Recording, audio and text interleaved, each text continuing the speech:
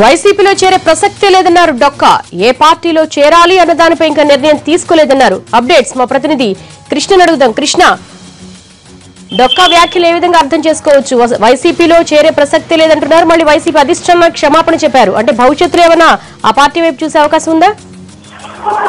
ఎల్లుండి అంటే 13వ తారీఖున వైసీపీలోకి చేరేందుకు ముహూర్తం దాదాపుగా ఖరారు చేసుకున్న మాజీ మంత్రి డొక్కా మాణిక్యవర ప్రసాద్ ఆ తర్వాత అనూహ్యంగా ఆయనకి రాజకీయ గురువైనటువంటి రాయపాటి సాంబశివరావు మధ్యవర్తిత్వంతో ఈ రోజు హైదరాబాద్ నుండి తిరిగి వెనక్కి వచ్చారు.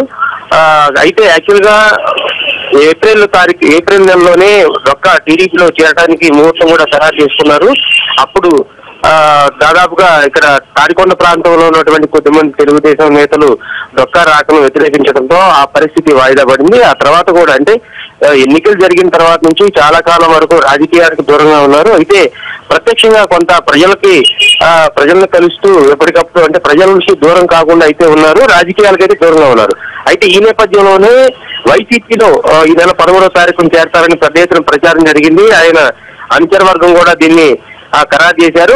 ఒక సందర్భంలో మాజీ మంత్రి డొక్కా కూడా దీన్ని స్పష్టం చేస్తూ నేను మాట్లాడిన మాట వాస్తవమే, వైసీపీలో నేను 13వ తారీఖు చేరతానని కూడా చెప్పారు. అయితే ఆ తర్వాత అనూహ్యంగా టీడీపీ అధిష్టానం నుంచి మరి ఏమైతే అతనికి మద్దతు వచ్చిందో ఆ తర్వాత రాయపాటి కూడా పెద్ద ఎత్తున చర్చలు జరపడం, ఈ రోజు మధ్యాహ్నం అక్కడ హైదరాబాద్ లో కలవడం కూడా జరిగింది. ఈ నేపథ్యంలోనే హుటాహుటిన మళ్ళీ తిరుగు పయనం అయ్యారు. ఇప్పుడు గుంటూరులో ఉన్నటువంటి నరసరావుపేట ఎంపీ రాయపాటి సాంబశివరావు నివాసంలో ప్రెస్ తో కూడా మాట్లాడటం జరిగింది. ఈ నేపథ్యంలోనే ఇప్పుడైతే రాజకీయ నిర్ణయం తీసుకునే ఉద్దేశం లేదు, ఎందుకంటే నేను వైసీపీ అధిష్టానంతో మాట్లాడిన మాట వాస్తవమే, వాళ్ళతో పార్టీలో చేరతానని చెప్పాను.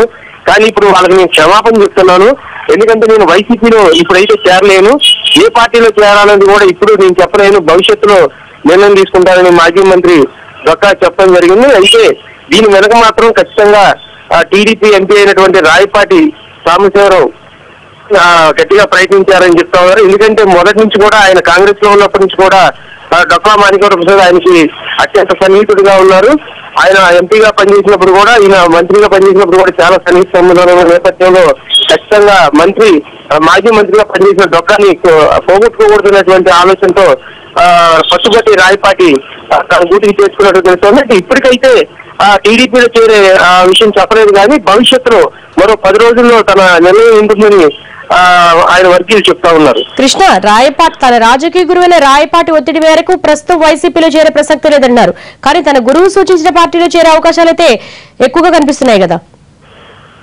అవును, ఖచ్చితంగా. అంటే టీడీపీలో చేరే అవకాశం ఉంది, కానీ ఆయన అయితే ఇప్పుడు బయట పడటం లేదు. ఎందుకంటే టీడీపీ అధిష్టానం నుంచి ఒక స్పష్టమైన హామీ లభించాలి. ఎందుకంటే ఒక మంత్రిగా పనిచేశారు, కాంగ్రెస్ పార్టీలో సీనియర్ గా ఉన్నారు, 2 సార్లు ఎమ్మెల్యేగా కూడా గెలిచిన అనుభవం నేపథ్యంలో తాడికొండ ప్రాంతంలో కూడా బలమైన నాయకుడు, అక్కడ ఎటువంటి ఇబ్బందులు లేకుండా ఇప్పుడు రాజధాని కూడా ఆ ప్రాంతంలోనే వచ్చిన నేపథ్యంలో అక్కడ ఖచ్చితంగా ఇటువంటి నాయకుడి అండ కావాలి అనేది ఖచ్చితంగా రాయపాటి అయితే ఓపెన్ గానే చెప్తా ఉన్నారు. ఈ నేపథ్యంలో అతన్ని పోగొట్టుకోవడానికి టీడీపీ మాత్రం ఇష్టపడదు.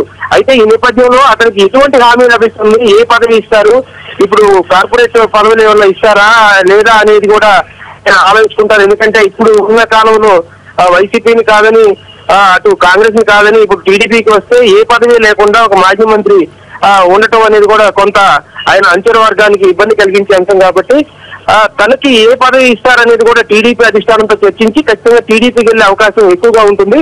ఎందుకంటే వైసీపీని ఇప్పుడు చేరతాను అని 13వ తారీఖున ముహూర్తం ఖరారు చేసుకొని మళ్ళీ కాదు అని చెప్పని వెనక వచ్చిన తర్వాత మళ్ళీ వైసీపీ గూటికి వెళ్లే అవకాశం చాలా తక్కువగా ఉంటుంది. కాబట్టి ఇక ప్రత్యామ్నాయ మార్గం ఒక మార్గం ఉంది, అది టీడీపీ. కాబట్టి ఖచ్చితంగా ఆయన రాజకీయ గురువు రాయపాటి సాంబశివరావుతో కలిసి ఖచ్చితంగా టీడీపీకి వెళ్లే అవకాశం ఉంది.